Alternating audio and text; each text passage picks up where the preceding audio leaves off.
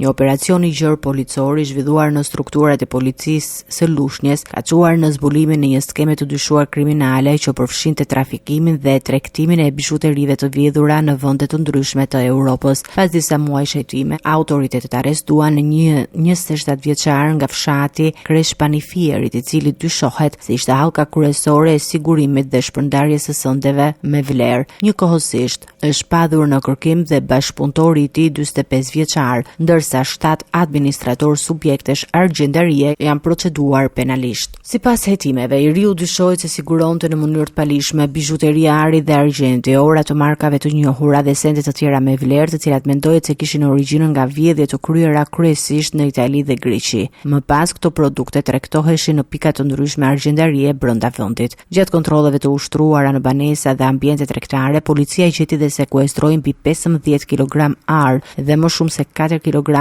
argjend, së bashku me qindra sende të tjera me vlerë. Mes materialeve të bllokuara janë 612 ora të markave të ndryshme, 13 varëse të zbukuruara me gur diamanti, si dhe objekte të tjera që dyshohet se kanë vlera artistike dhe kulturore. Po ashtu janë sekuestruar shumë parash në lekë dhe euro, telefona celular, pajisje elektronike dhe prova të tjera që pritet të ndihmojnë në zbardhjen e plotë të aktivitetit dyshuar kriminal. Sipas vlerësimeve paraprake të hetuesve, vlera totale e sendeve të sekuestruara arrin rreth 2 milion euro, ndërsa hetimet vijojnë për identifikimin e personave të tjerë që mund të jenë përfshirë në këtë rrjet.